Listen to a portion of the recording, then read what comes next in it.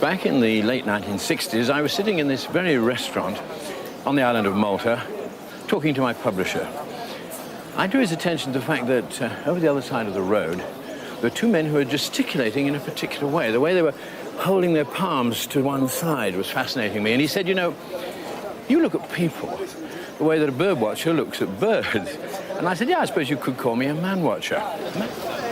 As soon as I said it, it was as if I'd fired a starting gun on a major new project, one that was to engross me for many years to come and take me to over 60 different countries.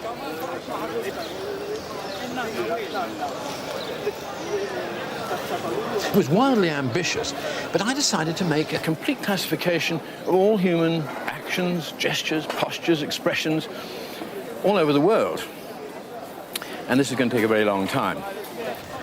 I was going to do for actions what dictionary makers had done for words.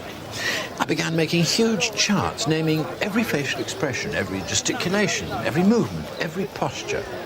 I kept at it for month after month. And 8 years later, I'd completed the work and was able at last to introduce people to the fascinating subject of human body language. One of the first problems I encountered was that even the simplest human action, such as the handshake, has countless variations. Sometimes it's reduced to a mere palm touch, as with these Matzah elders in East Africa.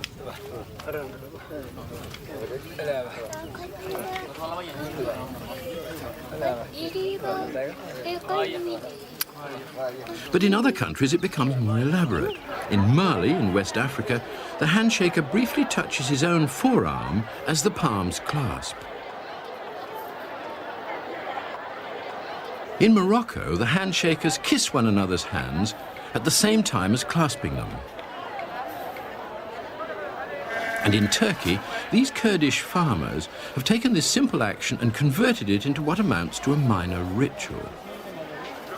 It's the local rule that they can't start bargaining until they're shaking hands. They have to keep on doing so until the deal is struck. The essential feature of handshaking is that it's an egalitarian act. Regardless of their social standing, the two people involved are momentarily performing identical actions. This meeting as equals that has spread around the world is comparatively recent. In earlier times, when greeting, it was common for the less important individuals to literally lower themselves as a sign of respect. In some remote parts of the world, we can still see this even today. The Toda people of South India still perform this body-lowering ritual with high-status feet placed on low-status heads.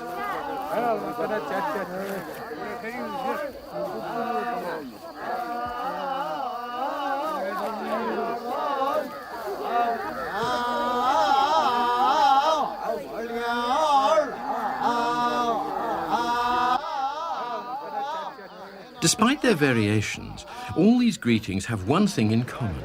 They're all fine-tuned to the precise context in which they occur.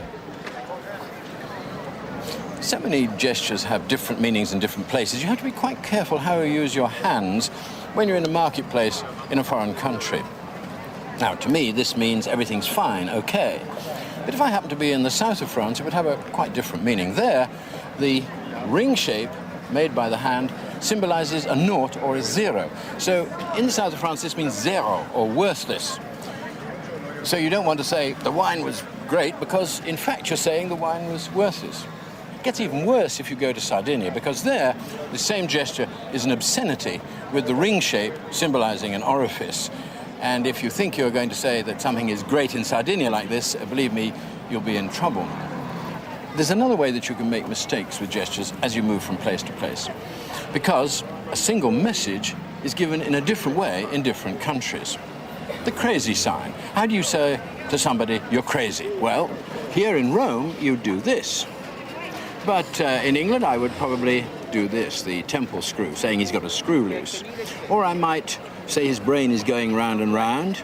Or I might tap my head, saying, what does he think he's got inside his skull? In some countries, you do it with two hands. It varies from place to place. And if you go to Japan, you have to be careful, because if you do it this way, it means he's intelligent. you have to do it in an anti-clockwise direction in Japan if you want to say that somebody is crazy. So all over the world, the same message is given in a slightly different way. One of the most obvious examples of this, and one of the most dangerous, is the insult gesture. This Turkish pedestrian displays his anger with the thrust of a stiff forearm, using his arm symbolically as an aggressively erect penis. A slightly more obscure insult is the cornuta, or horn sign, frequently seen in Italy. It implies that the victim of the insult is a cuckold, that his wife is unfaithful to him.